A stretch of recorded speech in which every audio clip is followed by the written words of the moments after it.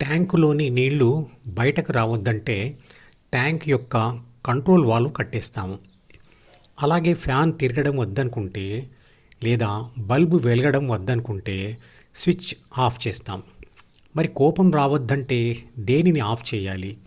లేదా అసూయ కలగవద్దంటే ఏం చేయాలి? వీటి కంట్రోల్ వాల్వులు లేదా స్విచ్లు శరీరంలోన ఎక్కడ ఉన్నాయి? కోపం రాగానే తన కోపమే తన శత్రువు అనే పద్యం 1000 సార్లు చదివితే సరిపోతుందా? లేదా ఇంతకుముందు చూపించిన కోపానికి పశ్చాత్తాపపడితే మళ్ళీ రాకుండా ఉంటుందా? ప్రాథమిక మనసులోని అరిషడ్వర్గాలకు అంటే 6 శత్రుగుణాలకు ఇలాంటి చిట్కాలు పనిచేయవు. ఆ 6 గుణాలు నేలలో దాగి ఉన్న విత్తనాలలాగా ఉంటాయి. అనుకూల వాతావరణ పరిస్థితులు రాగానే ఆ గింజలు మొలకెత్తుతాయి.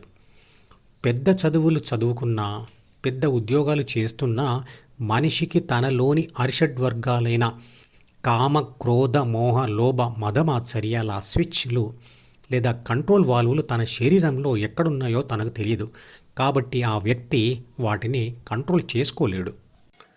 శరీరంలోని విరిగిన ఎముకను అతికించగలం, కానీ విరిగిన ద్వితీయ మనసును అంటే ద్వితీయ మనసులోని ప్రేమ స్థానాన్ని ఆక్రమించిన ద్వేషభావాన్ని లేదా అసహ్య భావాన్ని ఎలా తీసివేయడం? అసలు ప్రేమ అంటే ఏమిటి? అది ఎక్కడ ఉంటుంది? అది ఎలా విరుగుతుంది? పైన ఉన్న చిత్రపటంలోని ప్రాపంచిక నేను లేదా ప్రాపంచిక ఆత్మ అంటే A+B+C ద్వితీయ మనసు యొక్క Dలోని ప్రాపంచిక సమాచారం మరియు కోరికలను చదివినప్పుడు అది పొందే ఉత్తేజమే ప్రేమ లేదా కోపం లాంటి భావోద్వేగాలు. ద్వితీయ మనసు యొక్క Dలో రాసుకున్న ప్రేమ జ్ఞాపకం వల్ల కలిగిన పాజిటివ్ ఉత్తేజ తరంగమే ప్రేమ భావోద్వేగం. ఇది శాంతి సముద్రంలో పైకి లేచిన పాజిటివ్ కెరటం లాంటిది. అలాగే శాంతి సముద్రంలో క్రిందకు పడిపోతున్న కెరటం అనేది ఒక నెగటివ్ ఉత్తేజ తరంగమే. అదే ద్వేషం. అంటే లేస్తున్న పాజిటివ్ తరంగం ప్రేమ భావోద్వేగం అయితే పడిపోతున్న తరంగం ద్వేష భావోద్వేగం. అంటే మనిషి శాంతి స్థితిలో ఉన్నప్పుడే ఈ 2 భావోద్వేగాలు సంభవిస్తాయి. బాహ్య సంఘటనల వల్ల లేదా ఎవరు చెప్పగా విని దానిని నమ్మడం వల్ల ఈ భావోద్వేగాలు మారుతూ ఉంటాయి. ఒక మనిషి మీద ఉన్న ప్రేమ స్థానంలో ద్వేషం అనే భావాన్ని పెంచుకుంటూ అంటే పదే పదే అనుకుంటూ గుర్తు చేసుకుంటూ పోతే ప్రేమ భావం క్షీణిస్తూ ద్వేషభావం నెగటివ్ డైరెక్షన్లో అంటే వ్యతిరేక దిశలో పెరుగుతూ పోతుంది. ధ్యాన సూత్రం అయిన వాడని ద్వితీయ మనసులోని D మాడిపోతుంది అనే విషయాన్ని ఇదివరకే వివరించాను.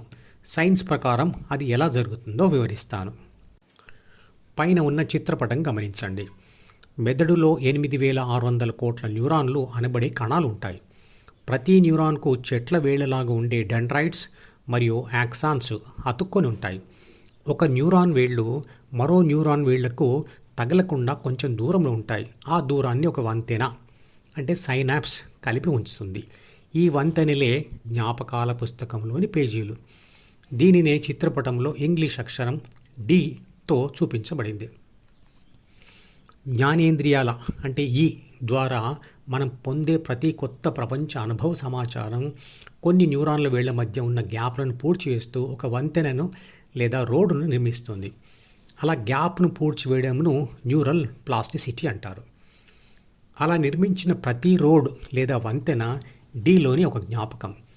ఆ జ్ఞాపకాన్ని వాడుతూ పోతే ఆ రోడ్డు లేదా వంతెన గట్టిపడుతుంది, వాడకపోతే బలహీనపడిపోతుంది.